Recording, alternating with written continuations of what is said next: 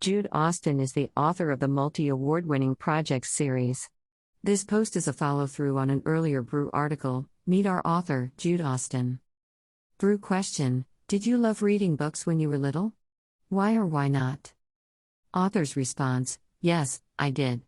I was something of a book prodigy. I read Lord of the Rings from cover to cover when I was 8, to give you some idea. I also enjoyed the Chronicles of Narnia, especially The Lion, The Witch and the Wardrobe. When I was a child, BBC adaptations were on every Sunday at 5 p.m. during the winter, and LWW was the one I remember most. I've also had problems sleeping from a very early age, so most nights as a child, I would wake up at around 2 to 3 a.m. and read with a torch under the covers until it was time to get up and come downstairs. We lived in the middle of nowhere, so there were no other kids to play with, and computers and computer games were still in their infancy. My choices were basically play outside with the animals, which I did a lot of, or stay indoors with a book. BREW question: at what age did you start reading books? What were your best memories of that time? Author's response: I could read fluently by the time I was 2 to 3. That sounds like a boast/hyperbole, but it's really not. In 1985, I was born in December 1982, for reference, was a kids' TV show I adored called Mop and Sniff about a dog and a cat. I wanted to watch the next episode, and my mom said that we could, but she wasn't sure what day/time it was on. 5 minutes later, I toddled back into the kitchen holding the TV guide and announced, "It's on today at 1:30." Keep in mind, TV guides didn't print pictures in the same way that many of them do now, and even if they had done, I would still have needed to read the day and time next to it. There was also a series of reader books in the kindergarten that I attended, starting with red and going through all the colors of the rainbow until it got to an actual rainbow-striped book. The day I went there, my mom apparently told the teacher, "Just so you know, my daughter can read," and got a vague response along the lines of, "Yes, dear, of course she can." 2 hours later, she got a phone call from the teacher to say, "You know what? You were right."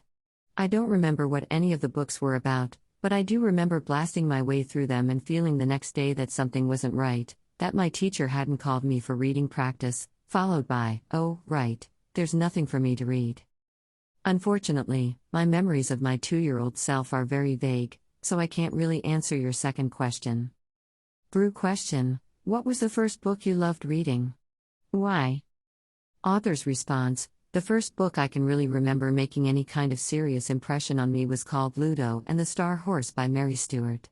Basically, it tells the tale of Ludo, who follows his horse, Renty, into the snow one winter and finds he has to travel through the 12 houses of the zodiac to get home. It goes as you might think. He encounters the crab in Cancer, the twins in Gemini, etc., but the simple imagination of it really struck a chord in me. It was partly the inspiration for a short story that I wrote many years later called 7 Days, taking place in the dreamlands where a girl has to travel through the territories of various mythological creatures such as Kekeko, the Uzalam bird and the Tikbalong. I wanted beings that wouldn't be well known by the majority of U.S. readers. BREW question: when did you first think about writing your first book? Why? Author's response: I never thought about writing a book, I just kind of fell into it. My first book was written when I was about 17, and was a sci-fi novel called Danshi, which started off as a fanfiction posted on a forum for a particular actor. The actor wasn't mine, obviously, but the story was. When I was done, I figured I'd just copy-paste all the entries so I had the whole thing in its entirety, and it turned out to be around 65,000 words. That's kind of on the short side for a sci-fi novel, but it worked. So I figured that since I'd inadvertently written a book, I might as well try to get it published. I changed the name of the actor and a couple of references to his work, turning him into an OC, and sent it off to an agent who took me on. We later parted ways without a publishing contract, but the fact that someone had had enough faith in me to accept it was what really made me think that maybe I could make a living doing this. I'd also won writing contests when I was younger. My first success was age 12 in Pony magazine, where I entered a contest to write a serial photo story and won. I was asked to write episode 5, so I knew I could do it. Danshi then got 2 more books added, Keshin and Tara, making it a full-fledged trilogy, and then came Tsunami, Don't Ask, and after that, Project Tau, which is where most of my readers came in. Project Tau is my first published book, but it's the 5th one that I actually wrote. Likewise, Homecoming is my second published book, but it's my 8th completed novel, as there were 2 novels in between. For those of you wondering about the timing, there was roughly a 12-year gap between the first draft of Project Tau and the first draft of Homecoming. I think I'm pretty well caught up at this time, so Nowhere to Hide will be my 3rd published novel and the 9th that I've written.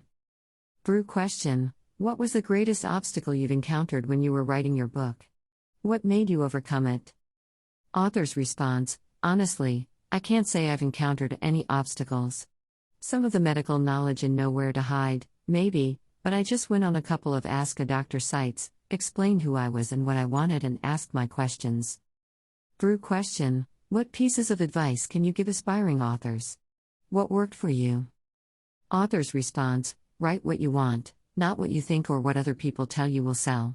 That was my biggest mistake when I let well-meaning but clueless people talk me into putting sci-fi aside and writing Tsunami, which is the only book I've ever written that I hate with a passion and would unpublish in a heartbeat if I could. Not because it's a bad story, the story itself isn't too bad, but because it's not me, it's not my genre, and it's not a genre I want people to associate with me. Technically, Tsunami was my first published book, but I hereby disown it and ask everyone not to buy it, especially since I won't even get any royalties if you do, as the available copies are all secondhand. BREW question: who are the authors or what are the books that had the greatest influence in your own writing? Why? Author's response: with me, it's more games and movies than books. Part of the reason I write sci-fi realism instead of straight sci-fi is that I was sick of every author taking the view that sci-fi has to be set in space, feature epic space battles, AI, androids, evil governments, and dystopian/post-apocalyptic societies. I figured if I wanted to read sci-fi with relatable characters doing relatable things, albeit in the future on other planets, I'd have to write them myself. With me, it's all about the characters and the world building, not the science. So for me, it was games like Shining Force that really unlocked my imagination. In the UK, there's a huge anti-fantasy/anti-sci-fi bent in schools. I don't mean that the teachers actively speak against it or discourage those books in the libraries, they don't by any means, but they do look down on them. I lost count of the number of times I got backstories marked pure fantasy, but still very good. And it used to really annoy me as a kid, because I was like, the two aren't mutually exclusive. The other thing was an Excel exam that we all took in my school. Basically, you were given checklists with the notes that this is what you need for a pass, and this is what you need for distinction. So I've always been a computer nut, and I was working 2 days a week in an office doing administrative and secretarial tasks during every vacation I got, so I knew my way around a mess office pretty well at that point. I did everything required for distinction and even got my teacher to double-check it for me to make sure it was all perfect and there was nothing wrong. She confirmed that it was. I don't remember exactly what we had to do, but it was something like calculating averages and comparing them to previous totals, basically, the kind of thing you'd do for stock-taking and ordering. The other kids all did things like ordering books or CDs.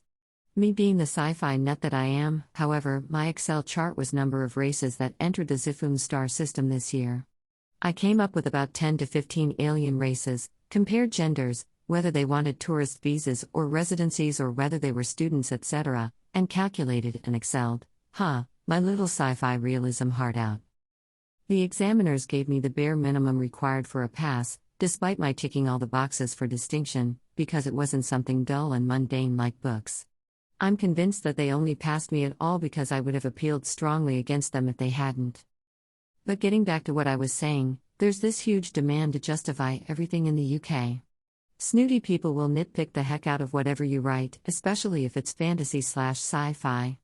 Shining Force, however, just threw in things like centaurs and birdmen and a weird kind of bluey-green race for your advisor, and nobody cared how they'd come to be there, or what their races/backgrounds were. They were just treated by the game and game world as regular people, because the story, the world and the characters themselves were seen as far more important. I think that's a huge difference between UK and Japanese attitudes toward fantasy and sci-fi. UK people demand, why? While Japanese people just shrug and say, why not?